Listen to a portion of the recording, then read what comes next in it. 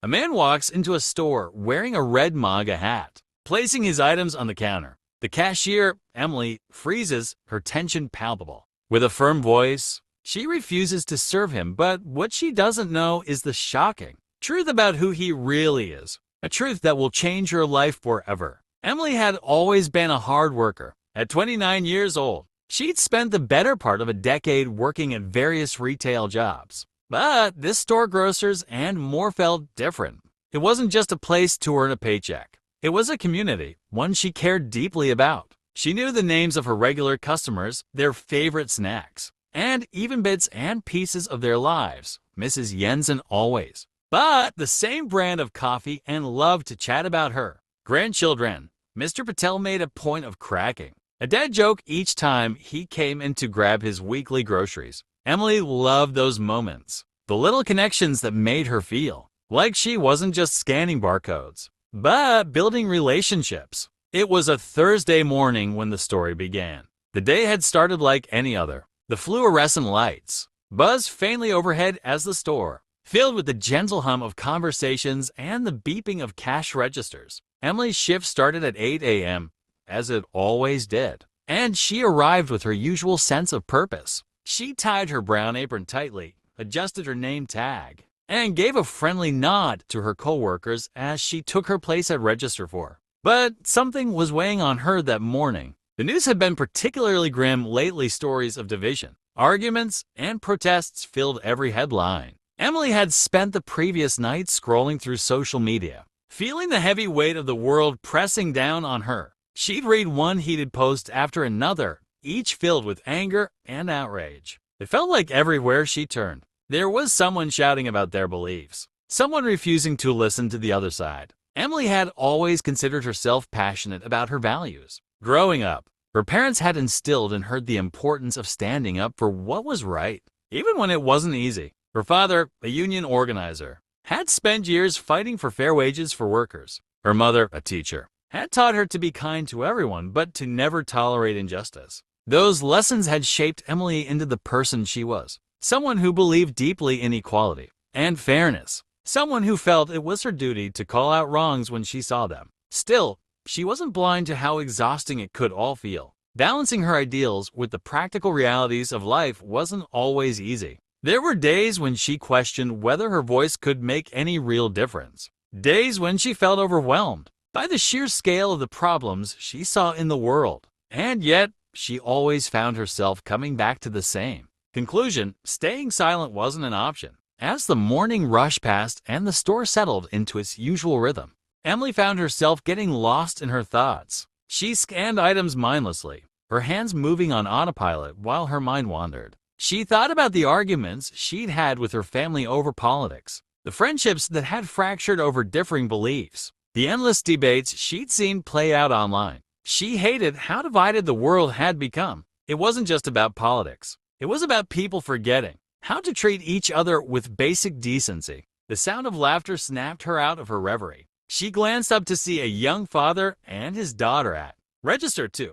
The little girl was giggling uncontrollably as her dad tried to juggle a watermelon and a loaf of bread, much to the amusement of the cashier. Emily smiled to herself. Moments like that reminded her why she loved her job. No matter how chaotic the world outside felt, the store was a place where people could come together, if only for a few minutes. It was a small bubble of normalcy, a brief reprieve from the noise and tension.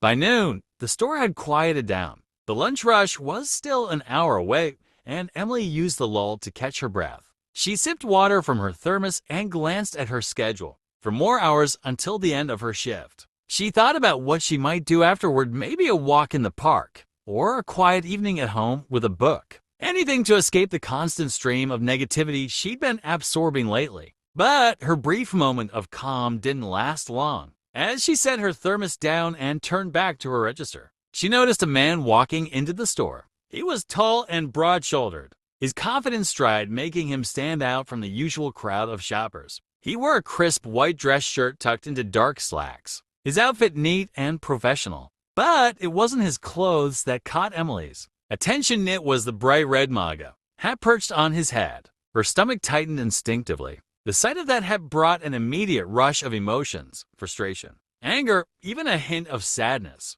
To Emily, it wasn't just a piece of clothing. It was a symbol of division, of everything she believed was wrong with the world. It represented the shouting matches on social media, the arguments with her family, the feeling of helplessness that came with living in such a polarized time. She told herself to stay calm. He's just another customer, she thought. It's not your place to make this personal. But as the man approached her register, placing his basket on the counter, Emily found it increasingly difficult to suppress her emotions. The basket was filled with a few simple items: a loaf of bread, a carton of eggs, some fresh vegetables. He looked up at her and gave a polite nod, his expression calm and neutral. "Good afternoon," he said, his voice deep but friendly. Emily hesitated for a moment before forcing a smile. "Afternoon," she replied, her tone curt. She reached for the first item in his basket and scanned it, her movements stiff and mechanical. She could feel her pulse quickening, her thoughts spiraling.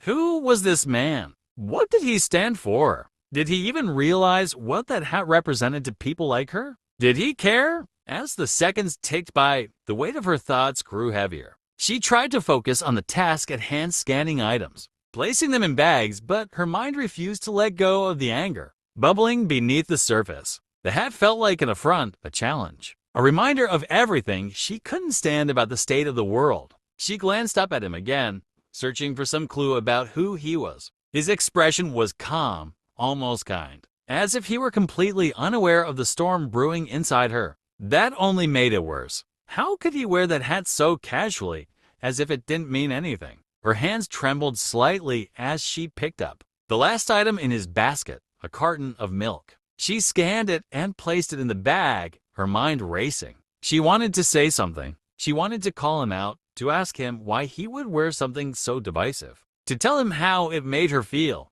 But a voice in the back of her mind warned her to stay quiet.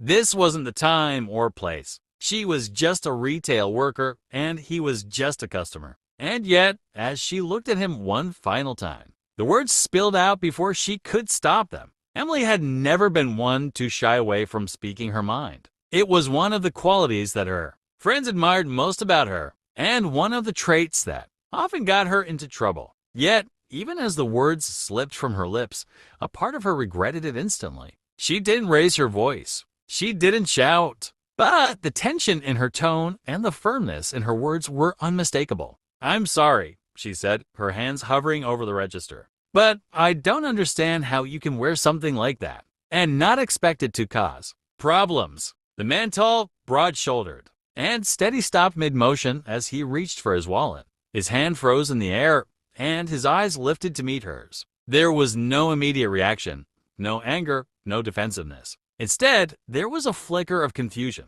a subtle narrowing of his eyes as he processed her words. "I'm not sure I follow," he replied, his tone calm but inquisitive. "Is there an issue?" Emily felt her face flush with heat. Her heart was pounding, but she wasn't sure if it was from anger or embarrassment. She hadn't meant to start a confrontation, at least, not like this. But now that the words were out, there was no taking them back. She gestured toward the red hat perched on his head. "That hat," she said, trying to keep her voice steady. "Do you even realize what it stands for? What it represents to people like me?" The man tilted his head slightly, his expression remaining calm but curious. "I do," he said simply, his voice carrying a quiet certainty. "But I think it might mean something different to me than it does to you." That response caught her off guard. She had expected defensiveness, maybe even hostility. Instead, his words were measured, almost gentle. It made her feel unprepared, as if the fire she'd been stoking within herself had suddenly been doused with water.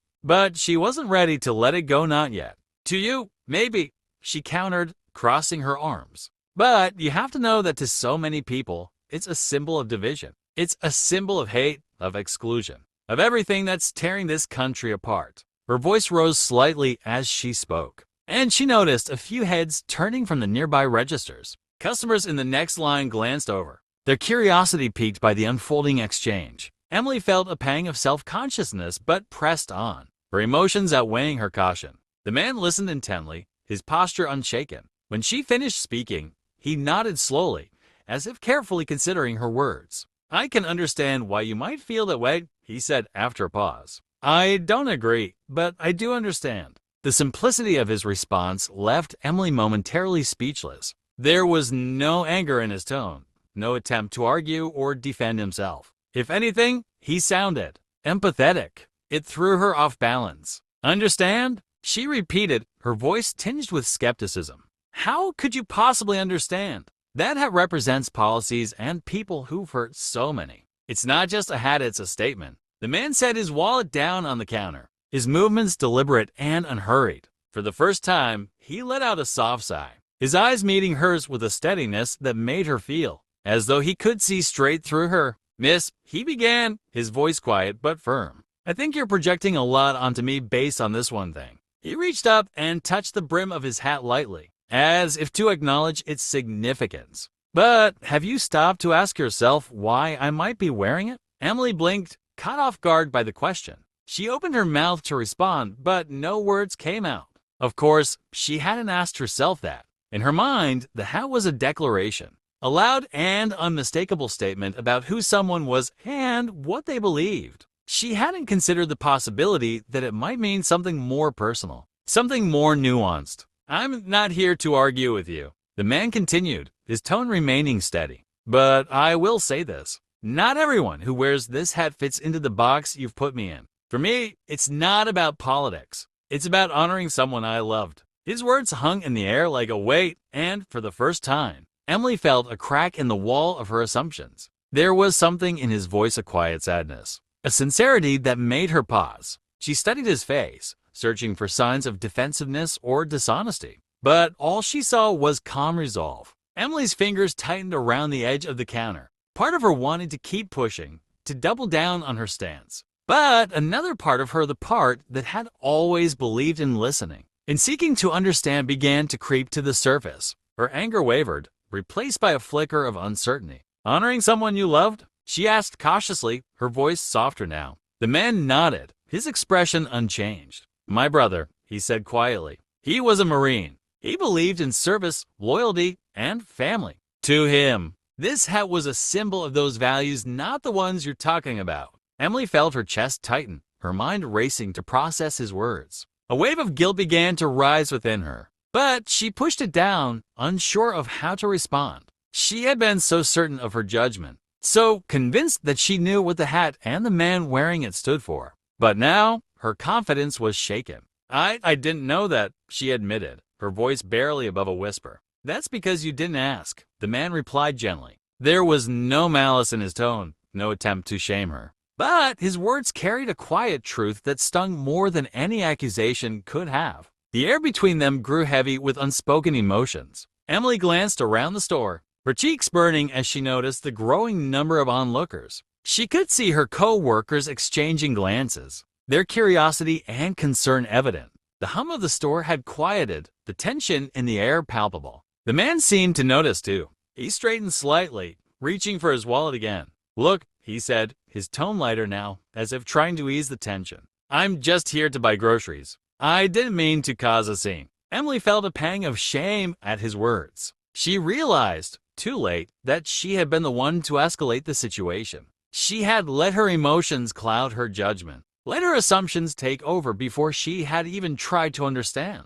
I'm sorry, she said hesitantly, her voice cracking slightly. I didn't mean to. But before she could finish, the man raised a hand, cutting her off. His expression softened, and, for the first time, a faint smile appeared on his lips. It's okay, he said simply. We all have our moments. He handed her a crisp $20 bill and gestured toward the bagged groceries on the counter. Keep the change, he added, his tone light but kind. And maybe next time, take a moment to get to know someone before you decide what they stand for. With that, he picked up his bags and turned to leave, his movements calm and unhurried. Emily watched him go, her heart pounding and her mind reeling. The weight of her actions began to settle over her, bringing with it a wave of regret and self-recrimination. She felt exposed, vulnerable, and deeply ashamed. She had let her passion for her beliefs blind her to the person in front of her. She had reduced him to a symbol, a caricature,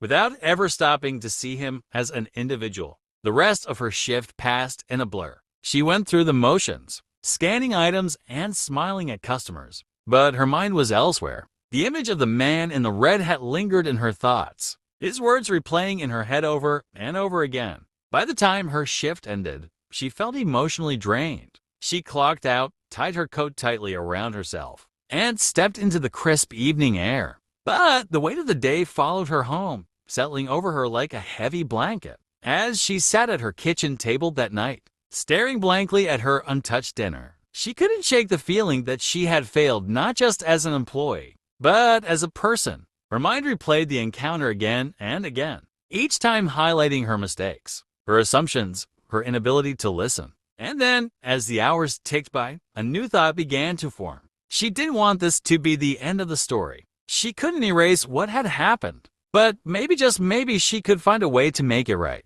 The confrontation with the man in the red MAGA hat played on a loop in Emily's mind. Like a stubborn song she couldn't escape. It was late that night when she found herself sitting alone at her small kitchen table, the hum of the refrigerator the only sound in the room. Her dinner sat untouched before her. A cold breeze slipped in through the cracked window, making her wrap her cardigan tighter around herself. Though the chill she felt was more internal than external. Her phone buzzed softly on the table. A message from her best friend, Clara. "You okay? You seemed off today." Emily stared at the screen, her thumb hovering over the keyboard. She wanted to say, "I'm fine," but the truth stuck like a lump in her throat. She wasn't fine. She felt unsettled, embarrassed, and maybe even a little ashamed. She set the phone down and leaned back in her chair, her thoughts turning once again to the man, the way he had looked at her, calm and steady, even as she'd hurled judgment his way. She hadn't meant for things to escalate like that,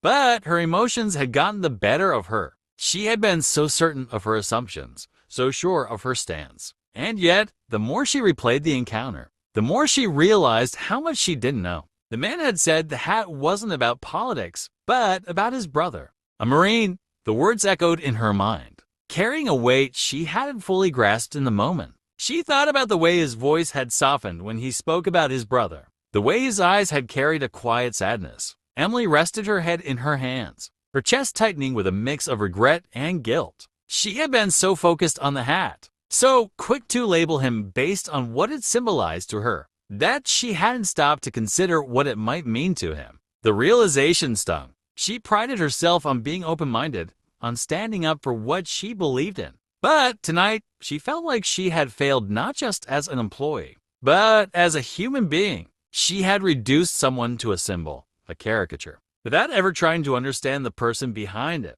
The next morning, Emily woke early, her sleep restless and full of fragmented dreams about the previous day. She brewed a pot of coffee and sat down at her laptop, the screen casting a pale glow in the dimly lit kitchen. She didn't fully understand why, but she felt compelled to know more. About him, about his brother, about why that hat mattered so much to him. She typed his name, Daniel Ford, into the search bar, her fingers hesitant. She didn't expect much to come up. After all, he had seemed like an ordinary man. But to her surprise, the search results were anything but ordinary. Article after article popped up, each one mentioning his name in connection to a local grocery store chain, Smith's Markets. Her eyes widened as she clicked on the first article, a profile piece in a business journal. It detailed how Daniel had inherited the chain from his late father and had since grown it into one of the most respected, family-owned businesses in the region. She skimmed the article,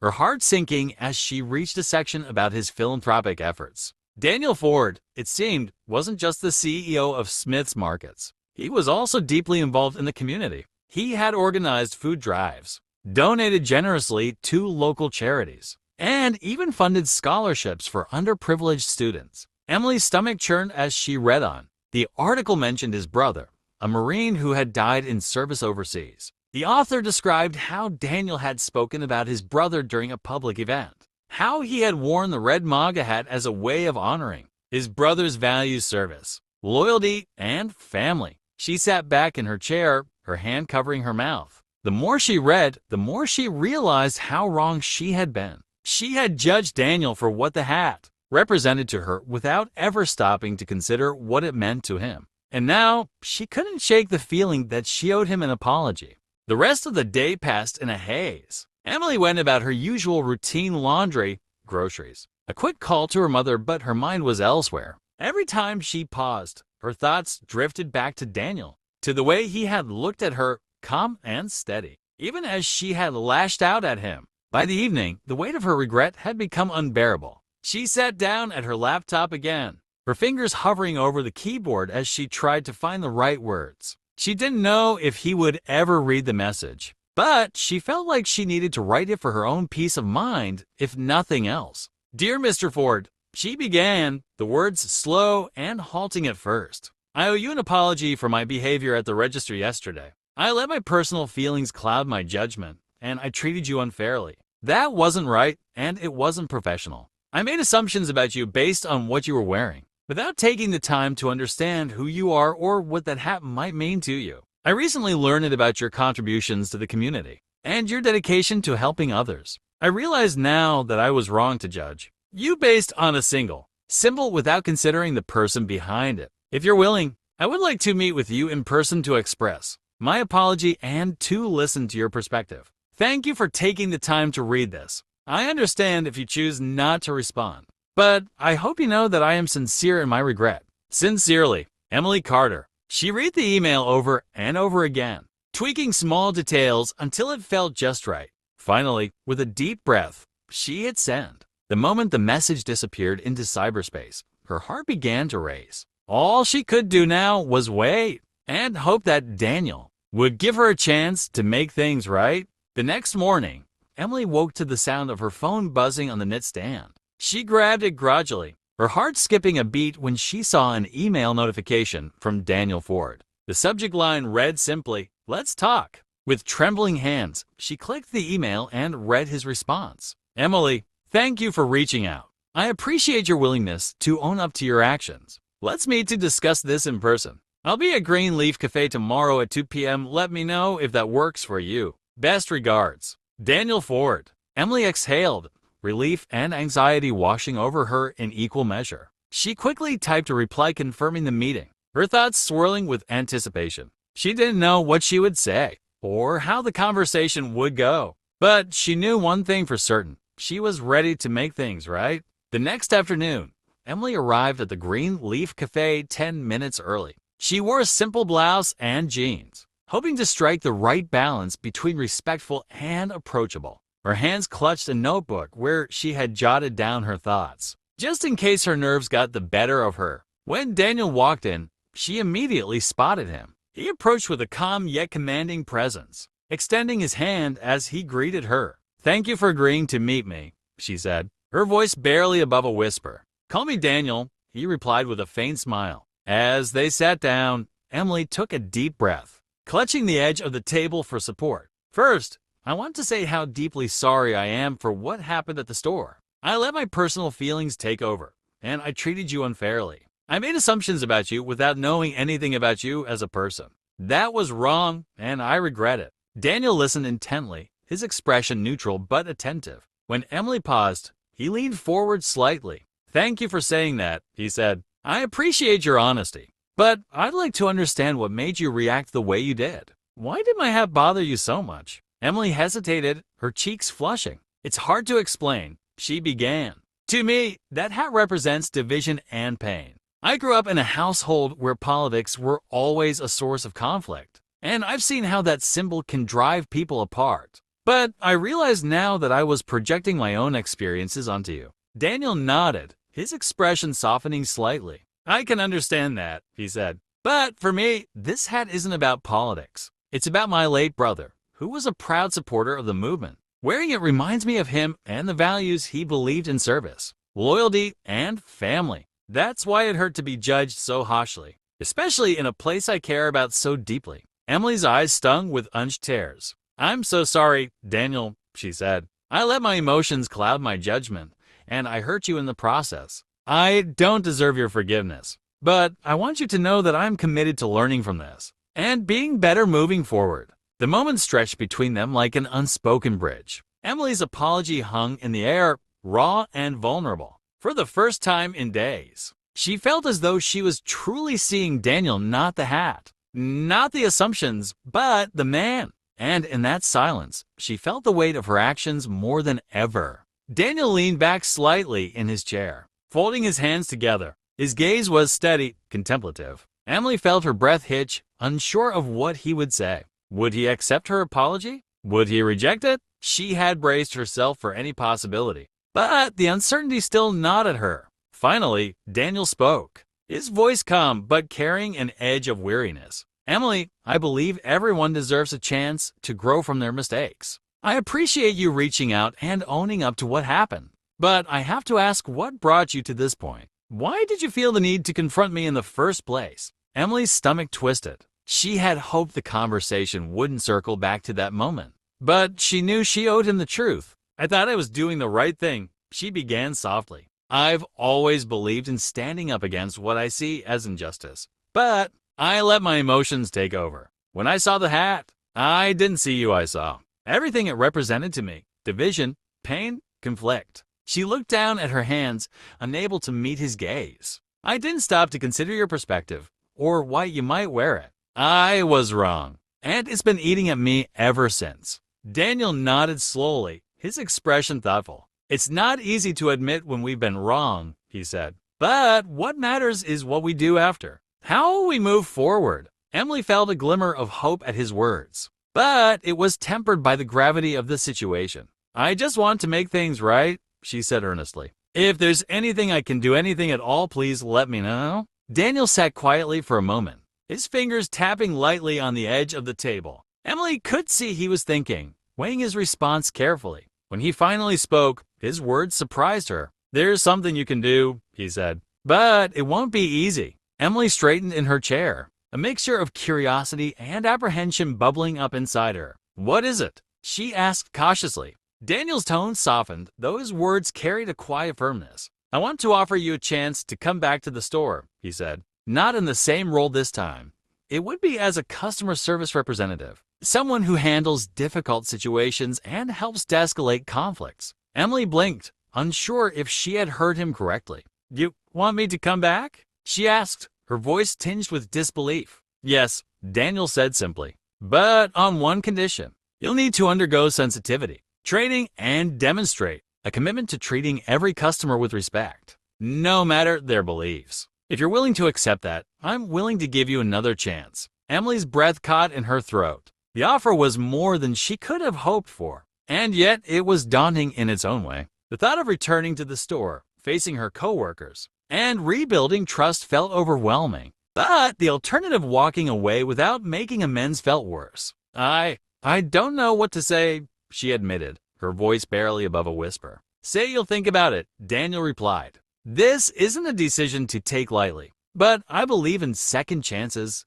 Emily, and I believe you can grow from this. Emily nodded, her mind racing. Thank you, she said earnestly. Thank you for giving me this opportunity. I won't let you down.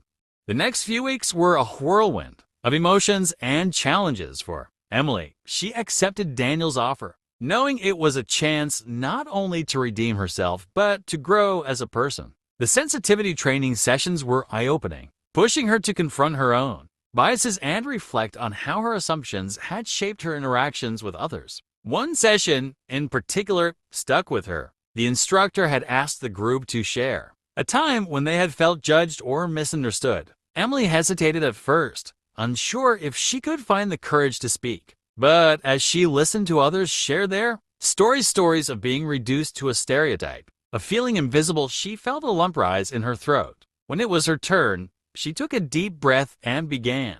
I thought I was someone who stood up for what's right, she said, her voice trembling slightly. But I've realized that sometimes, in my effort to stand up, I've knocked others down. I judged someone based on what they were wearing without ever trying to understand who they were. And I hurt them in the process. The room was silent as she finished, her words hanging in the air. For the first time, she felt the full weight of her actions, but also a sense of relief. By admitting her mistakes, she felt like she was finally beginning to move forward. Returning to the store was harder than Emily had anticipated. Some of her coworkers greeted her with warmth, glad to see her again. But others kept their distance, their expressions guarded. She couldn't blame them. The incident with Daniel had been the talk of the store for days. and she knew it would take time to rebuild trust. Emily threw herself into her new role, determined to prove that she had changed. She went out of her way to treat every customer with kindness and respect,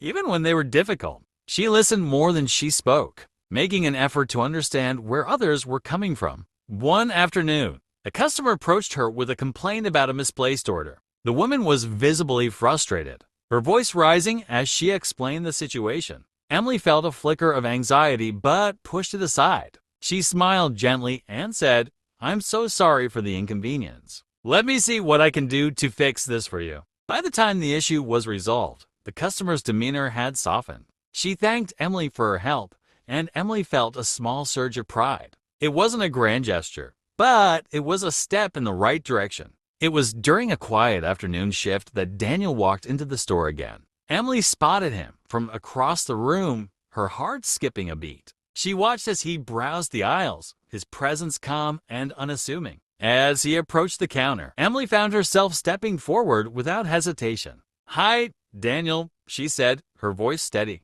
"Can I help you with anything today?" Daniel looked up, his expression softening as he recognized her. "Just here to pick up a few things," he said with a faint smile. Emily nodded, her hands steady as she rang up his items. When she handed him his receipt, she said, "Thank you again for everything. I'm trying to do better." Daniel met her gaze, his eyes carrying a warmth that felt like a balm to her nerves. "I can see that," he said simply. "Keep it up." As he walked away, Emily felt a sense of closure she hadn't realized she needed. The road ahead wouldn't be easy, but for the first time, she felt like she was truly moving forward with humility, grace, and a commitment to treating others with kindness. Emily stood behind the counter, adjusting her name tag. The store was quiet, the afternoon sunlight streaming through the wide front windows, casting a golden hue on the shelves. It had been months since that fateful day when she had confronted Daniel. Now, in her new role as a customer service representative, she felt a mix of gratitude and responsibility every time she clocked in.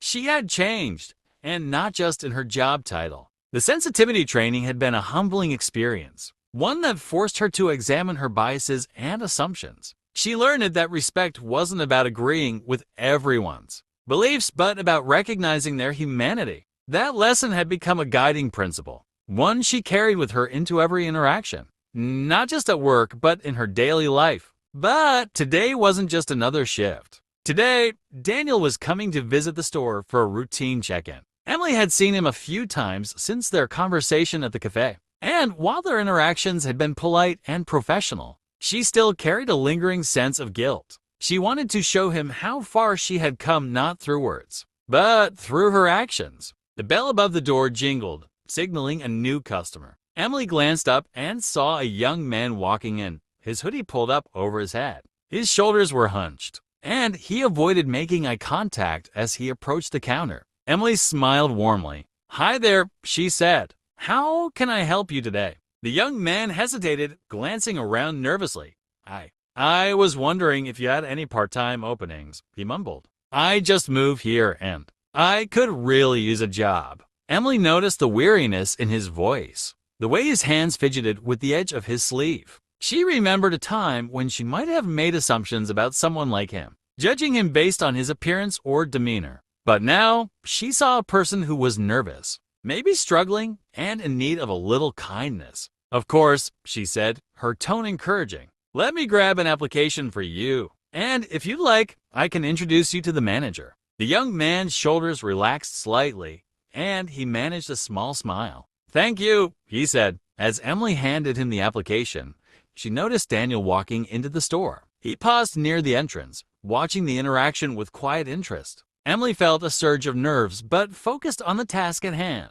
Later that afternoon, Daniel approached Emily at the counter. He had been observing her throughout the day, quietly noting how she interacted with customers and handled situations. When he reached the counter, he gave her a nod of approval. "You're doing well," he said. "I can see how much you've grown." Emily felt a wave of relief and gratitude. "Thank you," she said. "That means a lot coming from you." Daniel leaned against the counter, his expression thoughtful. "You know," he began, "when I offered you this second chance, I wasn't sure how it would turn out. But I've been impressed not just with how you've handled your work, but with how you've embraced the opportunity to grow. Emily felt her cheeks flush. I didn't want to waste the chance you gave me, she said. I knew I had a lot to learn, and I didn't want my mistakes to define me. Daniel nodded. That's the thing about mistakes, he said. They don't have to define us. It's what we do afterward that matters. He paused, his gaze softening.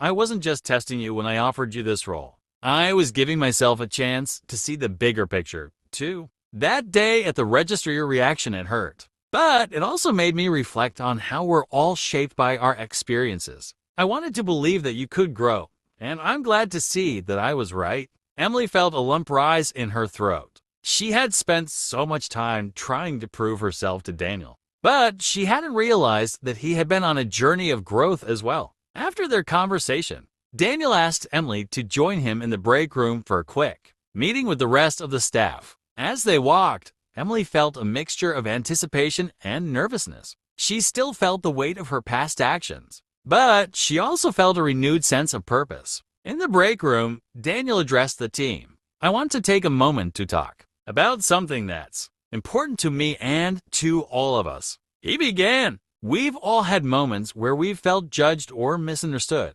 Moments where we've made mistakes and needed a second chance. This store is more than just a place of business. It's a community, and a strong community is built on understanding and respect. He glanced at Emily, a faint smile on his lips. I've seen firsthand how someone can grow when given the opportunity. Emily has shown us what it means to take responsibility for our actions and to strive for better. Her journey is a reminder that we all have the capacity for growth. Emily felt her heart swell with emotion as her co-workers clapped. Some of them had been distant when she first returned, but now she saw genuine warmth and support in their eyes. It was a moment of redemption she hadn't expected, but one she would carry with her. As the weeks turned into months, Emily continued to grow in her role. She became known for her ability to de-escalate tense situations and for her willingness to listen to customers and co-workers alike. Her transformation didn't go unnoticed, and soon she was asked to help train new hires, sharing her story as a cautionary tale and a testament to the power of second chances. One day, as she was helping a customer navigate the store's app, she noticed Daniel watching from a distance. When their eyes met, he gave her a nod of approval. Emily smiled, feeling a sense of pride in how far she had come. Later that day, as Daniel was leaving the store, Emily stopped him at the door. Thank you, she said earnestly, not just for giving me a second chance, but for teaching me what respect really means. Daniel's expression softened, and he smiled warmly. You earned it, he said. Keep paying it forward. Emily watched as he walked out the door, a sense of purpose filling her heart. She had learned that respect wasn't about agreeing with everyone, it was about seeing their humanity, no matter their beliefs. And it was a lesson she was determined to carry with her wherever life took her. Months later, Emily's story became a talking point in the store's community. Daniel even shared it during a staff meeting, emphasizing the importance of using mistakes as opportunities for growth. Emily found new ways to give back, volunteering at local events and helping to organize food drives inspired by Daniel's philanthropic efforts. She even began mentoring new hires, encouraging them to approach their work with empathy and understanding. One afternoon, as she stood behind the counter, she spotted a familiar face. The young man who had come in looking for a job months ago was now one of her coworkers. He waved at her from across the store, a grateful smile on his face. Emily felt a surge of pride, knowing that she had played a small part in helping him find his footing. As she reflected on her journey, Emily realized that her mistakes had led to something greater than redemption. They had led to meaningful change. She had learned to see people as individuals, not as symbols or assumptions. And in doing so, she had found a path forward that was rooted in compassion and understanding. As Emily locked up the store that evening, she thought back to the day when everything had changed. She remembered the anger, the confrontation, and the moment she realized the depth of her mistake. But more than that, she remembered the journey that had followed the lessons, the growth, and the second chances that had brought her to where she was now. She knew the road ahead wouldn't always be easy, but she was ready to face it with humility and grace. because she had learned that respect wasn't just about agreeing with others. It was about valuing them as people, even when their beliefs were different from her own. And that lesson, she realized, was one she would carry with her for the rest of her life. As she stepped out into the cool night air, Emily felt a sense of peace she hadn't felt in a long time. Her story wasn't over, it was just beginning. And she was determined to make it one of growth, understanding, and redemption.